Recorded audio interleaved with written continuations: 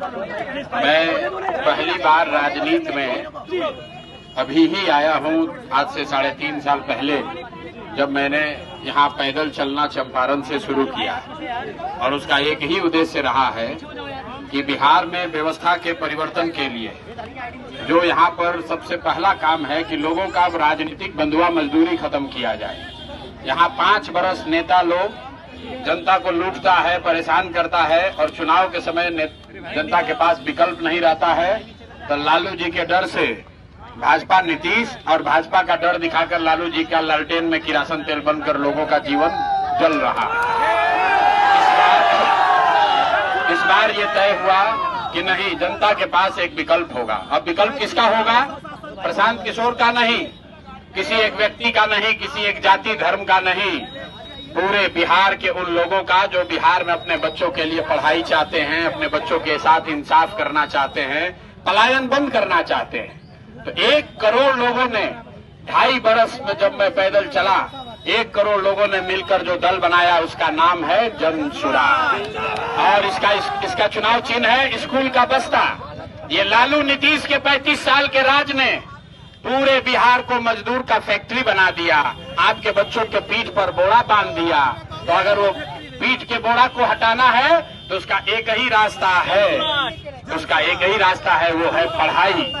इस्लाम के मानने वाले लोग, उनको मालूम है कुरान का पहला शब्द क्या है? इकरा। इकरा मतलब पढ़ो।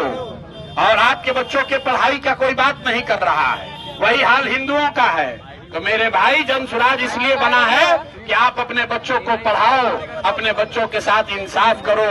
अभी जो मैंने बताया भाषण में, भाजपा से मत डरो। दूसरा दल वाला आएगा, कहेगा भाजपा से डरो, हमको वोट दे दो, हमारे लालटेन में किरासन तेल बन जाओ। जन सुराज ये कह रहा है, सारे इस्लाम को मानने वाले मुसलमान भाई, अल्लाह से डरिए और हक के साथ खड़े होइए, अपने बच्चों के साथ खड़े हो जाइए, तभी आपके बच्चों का फायदा होगा, आपके यहाँ बेरोजगारी खत्म होगी। और अभी सारे समाज ने, सबने मिलकर लब्बैक कहा है। और यहाँ जोकीहाट की धरती से ये शुरुआत हुई है। अगले 15 दिन में पूरे बिहार में आप ये परिवर्तन का, बदलाव का लहर देखेंगे। 14 तारीख को एक नई व्यवस्था बनेगी जिसका नाम है जन सुराज। और जब ये व्यवस्था बनेगा तो और कुछ काम हो या न हो, पहला काम क्या होगा?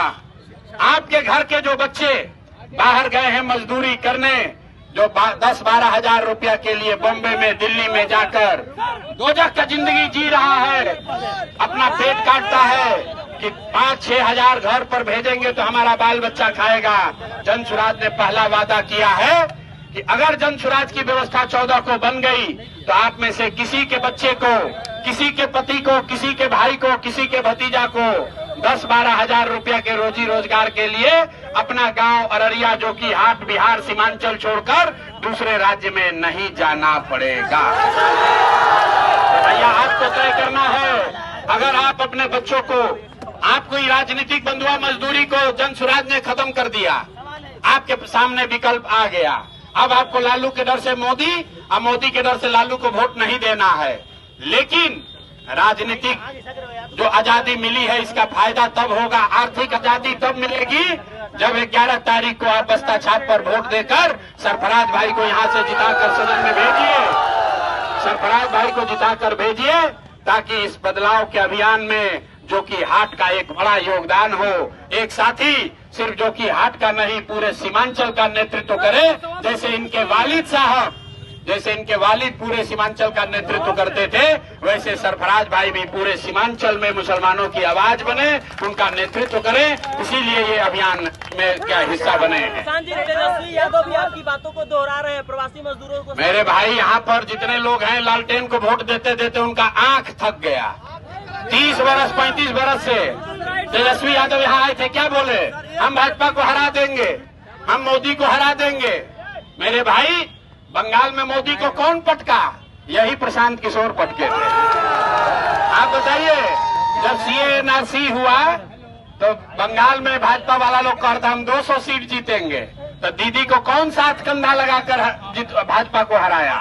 यही प्रशांत किशोर थे। अगर आप हमारे साथ जुड़िएगा तो हम आपको इतना ही कह सकते हैं कि जोकीहाट की लड़ाई सीमांचल तक जाएगी, सीमांचल की लड़ाई बिहार तक जाएगी, और अगर बिहार में ये चीज हुआ तो ये बिहार में रुकने वाला नहीं है, देश में भी हम ही लोग इनको रोक कर दिखाएंगे।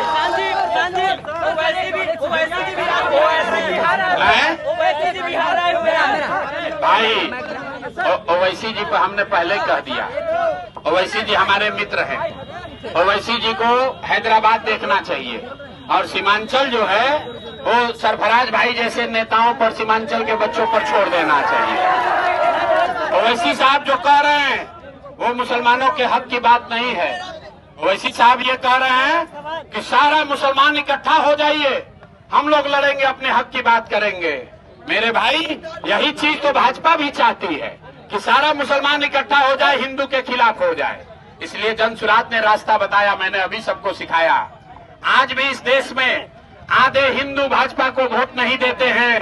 वो कौन हिंदू हैं? जो गांधी को मानने वाला हिंदू है, जो बाबा साहब अम्बेडकर के विचारधारा को मानने वाला हिंदू है, जो कम्युनिस्ट और समाजवाद को मानने वाले हिंदू हैं, वो भाजपा के साथ नहीं हैं। तो ओवैसी साहब कह रहे हैं सारे मुसलमान इकट्ठा हो जाइए, और जनसुराज कह रहा है कि सारे मुसलमान इकट्ठा हो जाइए, लेकिन उन 50% हिंदुओं के साथ इकट्ठा होइए जो विचारधारा के आधार पर आपके साथ कंधा लगाकर भाजपा से लड़ना चाहते हैं।